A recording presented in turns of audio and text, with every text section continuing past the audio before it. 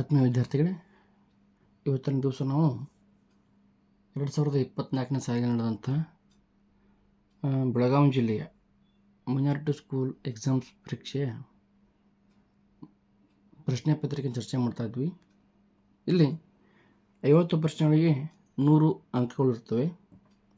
ಇದರಲ್ಲಿ ಕನ್ನಡ ವಿಷಯದ ಬಗ್ಗೆ 5 ಪ್ರಶ್ನೆಗಳು ಮತ್ತು ಇಂಗ್ಲೀಷ್ ವಿಷಯದ ಬಗ್ಗೆ 5 ಪ್ರಶ್ನೆ, ಒಟ್ಟಾರೆಯಾಗಿ 10 ಪ್ರಶ್ನೆಗಳಿದ್ದು ಆ 10 ಪ್ರಶ್ನೆಗಳಿಗೆ 20 ಅಂಕಗಳು ಇರುತ್ತವೆ. ಇಲ್ಲಿ ಮೊದಲಿನ ಪ್ರಶ್ನೆಯನ್ನು ನಾವು ಗಮನಿಸಿದಾಗ ಕನ್ನಡ ವರ್ಣಮಾಲೆಯಲ್ಲಿರುವ ಅನುನಾಸಿಕಗಳ ಸಂಖ್ಯೆ ಅಂದಾಗ 5 ಅನ್ನುವಂಥದ್ದು ಸರಿಯಾದ ಉತ್ತರ ಆಗ್ತದೆ. ಹಾಗಾದರೆ 13 ಅನ್ನುವಂಥದ್ದೇನು? 13 ಇದು ಒಟ್ಟಾರೆಯಾಗಿ ಸ್ವರಗಳ ಸಂಖ್ಯೆ, 6 ಹ್ರಸ್ವ ಸ್ವರಗಳು, 7 ದೀರ್ಘ ಸ್ವರಗಳು. ಹಾಗಾದರೆ ಈ ಪ್ರಶ್ನೆಯನ್ನು ಗಮನಿಸಿದಾಗ ವರ್ಣಮಾಲೆಯ ಅಕ್ಷರಗಳು ಎಷ್ಟು, ಆ ಅಕ್ಷರಗಳಲ್ಲಿ ಪ್ರಕಾರಗಳೆಷ್ಟು, ಆ ಪ್ರಕಾರಗಳಲ್ಲಿ ಬರುವಂತಹ ಮತ್ತು ಅಲ್ಲಿರುವಂತಹ ಅಕ್ಷರಗಳ ಸಂಖ್ಯೆ ಎಷ್ಟು. ಅಂದರೆ ಉದಾಹರಣೆಗೆ ಒಟ್ಟಾರೆಗೆ ಮೂಲಾಕ್ಷರ 49, ಅವುಗಳನ್ನು ನಾವು 3 ಭಾಗ ಮಾಡ್ತೀವಿ: ಸ್ವರಗಳು, ವ್ಯಂಜನಗಳು, ಯೋಗವಾಹಗಳು. ಸ್ವರಗಳಲ್ಲಿ ಮತ್ತು 2 ಭಾಗ: ಹ್ರಸ್ವಸ್ವರ, ದೀರ್ಘಸ್ವರ. ಹ್ರಸ್ವಸ್ವರ 6, ದೀರ್ಘಸ್ವರಗಳು 7, ಯೋಗವಾಹಗಳು 2: ಅಮ್ಮ ಮತ್ತು ಅ. ಅನುನಾಸಿಕ, ಅನುಸ್ವರ ಮತ್ತು ವಿಸರ್ಗ. ಅಮ್ಮ ಅನ್ನುವಂಥದ್ದು ಅನುಸ್ವರ, ಅಹ ಅನ್ನುವಂಥದ್ದು ವಿಸರ್ಗ. ಅದರ ಜೊತೆಗೆ ಕದಿಂದ ಳದವರೆಗೆ ಒಟ್ಟಾರೆಯಾಗಿ 34 ವ್ಯಂಜನಗಳನ್ನು ನೋಡ್ತೀವಿ. ಈ 34 ವ್ಯಂಜನಗಳಲ್ಲಿ ಮತ್ತೆ 2 ವಿಧಗಳು: ವರ್ಗೀಯ ವ್ಯಂಜನ, ಅವರ್ಗೀಯ ವ್ಯಂಜನ. ವರ್ಗೀಯ ವ್ಯಂಜನಗಳಲ್ಲಿ 25 ಕದಿಂದ ಮದವರೆಗೆ, ಅವರ್ಗೀಯ ವ್ಯಂಜನಗಳು 9 ಯದಿಂದ ಮದವರೆಗೆ. ನಾವು ಈ ರೀತಿಯಾಗಿ ಸಂಪೂರ್ಣವಾಗಿ ತಿಳಿದುಕೊಂಡಾಗ ಈ ಪ್ರಶ್ನೆಗಳಿಗೆ ಉತ್ತರಿಸಲು ಸಹಾಯ ಆಗುತ್ತದೆ. Next question number 2. ರಹೀಮನು ಶಾಲೆಗೆ ಹೋಗುವನು.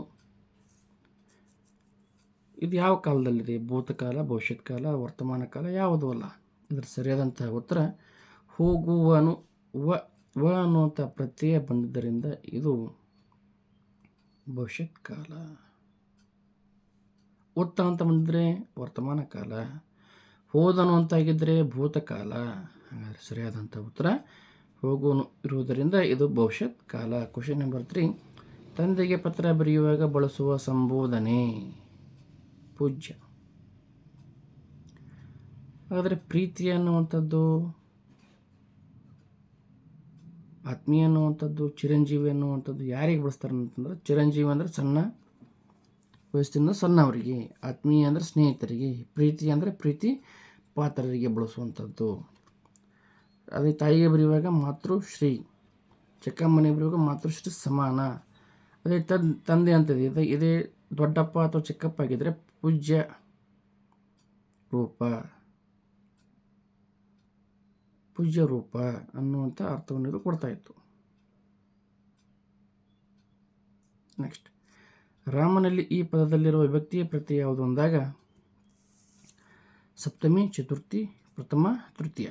ಸರಿಯಾದಂಥ ಉತ್ತರ ಸಪ್ತಮಿ. ಸಪ್ತಮಿ ಅಲ್ಲಿ, ಪ್ರಥಮ ಉ, ದ್ವಿತೀಯ ಅನ್ನು, ತೃತೀಯ ಇಂದ, ಚತುರ್ಥಿಗೆ ಇಗೆ ಅಕ್ಕೆ, ಪಂಚಮಿ ದಸೆಯಿಂದ, ಷಷ್ಠಿ ಅ, ಸಪ್ತಮಿ ಅಲ್ಲಿ.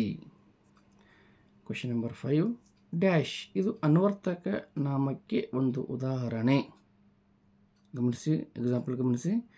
ವೈದ್ಯ, ಬೆಂಗಳೂರು, ಶಾಲೆ, ಕಾವೇರಿ. ಇದರ ಸರಿಯಾದ ಉತ್ತರ ಯಾವುದು ಅಂದಾಗ ವೈದ್ಯ. ಅನ್ವರ್ತಕ ನಾಮ ಅಂದರೆ ವೃತ್ತಿ ಆಧಾರಿತವಾಗಿರುವಂತಹ ಶಬ್ದಗಳು. ವೈದ್ಯ, ಶಿಕ್ಷಕ, ವ್ಯಾಪಾರಿ, ಸನ್ಯಾಸಿ, ಯೋಗಿ ಇವೆಲ್ಲವೂ ಕೂಡ ಅನ್ವರ್ತಕ ನಾಮಕ್ಕೆ ಉದಾಹರಣೆಗಳಾಗಿವೆ.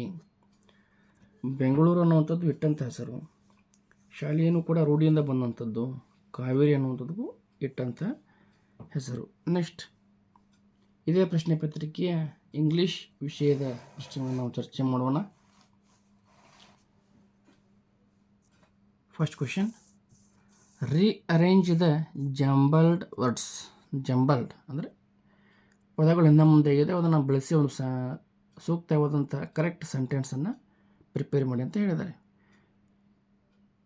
Very hot it is, hot it is very, it is very hot, very is it hot.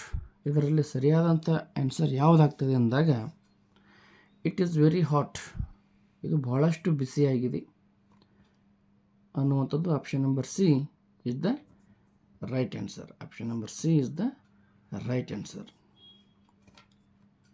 ಇಲ್ಲಿ ಇದು ಕೂಡ ಸೂಕ್ತ ಅನಿಸ್ತದೆ. ವೆರಿ ಹಾಟ್ ಇಟ್ ಈಸ್, ಭಾಳಷ್ಟು ಬಿಸಿಯಾಗಿದೆ ಅಂತಂದಾಗ ಇದರ ಸರಿಯಾದ ಉತ್ತರ ಇದಕ್ಕಿಂತ ಇದೇ ಸೂಕ್ತ ಅನಿಸ್ತದೆ. It is very hot. Question number 2, the similar word for happy. Happy ಅಂದರೆ ಖುಷಿ, ಸಂತೋಷ. ಈ ಪದಕ್ಕೆ ಸಮನಾಗಿರುವಂತಹ ಸಮಾನಾರ್ಥಕ ಪದ ಯಾವುದು ಅಂದಾಗ ಮೆರಿ.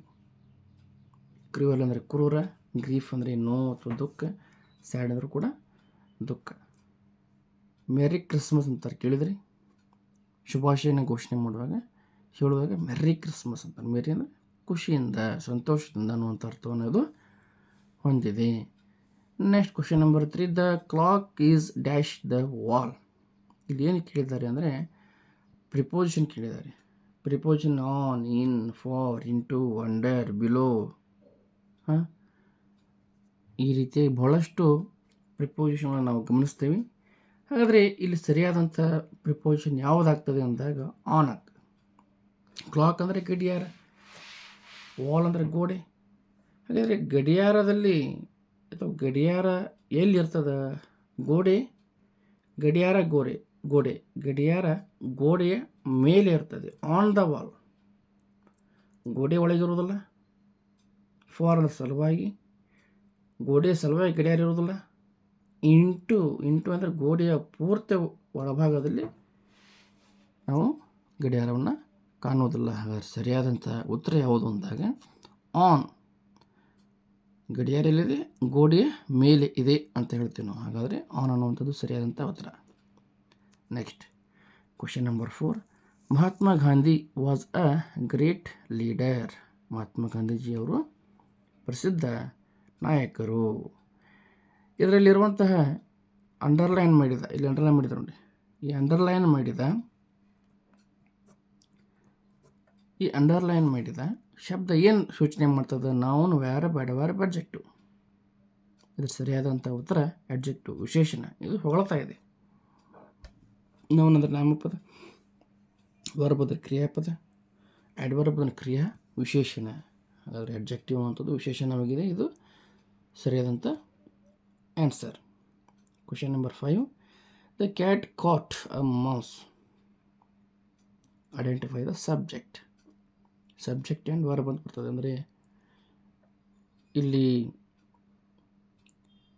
ಕನ್ನಡದಲ್ಲಿ ಬರುವಂಥ ಪ್ರಮುಖ ಒಂದು ವ್ಯಾಕರಣ ಅಂಶದ ಭಾಗವಾಗಿ ಇದನ್ನು ಕೊಟ್ಟಿರ್ತಾರೆ. ಸಬ್ಜೆಕ್ಟ್ ಆ್ಯಂಡ್ ಪ್ರೆಡಿಕೇಟ್ ಅನ್ನುವಂಥ ವ್ಯಾಕರಣ ಅಂಶವನ್ನು ಗಮನಿಸಿರ್ಬೋದು. ದ ಕ್ಯಾಟ್ ಸಬ್ಜೆಕ್ಟ್ ಅಂದಾಗ ಇಲ್ಲಿ ಯಾರು ಏನು ಮಾಡ್ತಾ ಇದ್ದಾರೆ ಅನ್ನುವಂಥದ್ದು ಆನ್ಸರ್ ಆಗಿರ್ತದೆ. The cat caught a mouse ಅಂದಾಗ ಕ್ಯಾಟ್ ಅನ್ನುವಂಥದ್ದು ಸಬ್ಜೆಕ್ಟ್ ಆಗಿದೆ. Cat caught the mouse. ನೋಡಿ, ಸರಿಯಾದಂಥ answer option number A, subject and predicate ಎನ್ನುವಂಥ ಅಂಶದ ಆಧಾರದ ಮೇಲೆ ಈ ಪ್ರಶ್ನೆಯನ್ನು ಕೇಳಿದ್ದಾರೆ. ಇಲ್ಲಿ ಕ್ಯಾಟ್ ಅನ್ನುವಂಥದ್ದು ಸರಿಯಾದಂಥ ಉತ್ತರ ಆಗ್ತದೆ. ಇದೇ ಪ್ರಶ್ನೆ ಪತ್ರಿಕೆಯ ವಿಜ್ಞಾನ ವಿಷಯದ ಪ್ರಶ್ನೆಗಳನ್ನು ನಾವು ಗಮನಿಸೋಣ ನಂತರದ ಅವಧಿಯಲ್ಲಿ. ಈ ರೀತಿಯಾಗಿ ನಾವು ಕನ್ನಡ ಮತ್ತು ಇಂಗ್ಲೀಷ್ ಭಾಷೆಯ ಪ್ರಶ್ನೆಗಳನ್ನು ಗಮನಿಸಬಹುದು. ಪ್ರಶ್ನೆಗಳು ಸರಳವಾಗಿದ್ರೂ ಕೂಡ ಅಲ್ಲಿ ಕನ್ಫ್ಯೂಸ್ ಆಗುವ ರೀತಿಯಲ್ಲಿ ಆಪ್ಷನ್ಗಳನ್ನು ಕೊಟ್ಟಿರ್ತಾರೆ. ಹೀಗಾಗಿ ಅಂಕಗಳಲ್ಲಿ ವ್ಯತ್ಯಯ ಆಗುವಂಥದ್ದು ಇರುತ್ತದೆ. ಕರೆಕ್ಟಾಗಿ ಅಭ್ಯಾಸ ಮಾಡಿದಾಗ ಮಾತ್ರ ಸರಿಯಾದಂಥ ಉತ್ತರಗಳನ್ನು ಆಯ್ಕೆ ಮಾಡಲಿಕ್ಕೆ ಅನುಕೂಲವಾಗ್ತದೆ ಅಂತ ಹೇಳ್ತಾ ಇವತ್ತಿನ ಈ ತರಗತಿಯನ್ನು ಮುಗಿಸ್ತಾ ಇದ್ದೀವಿ. ಧನ್ಯವಾದಗಳು.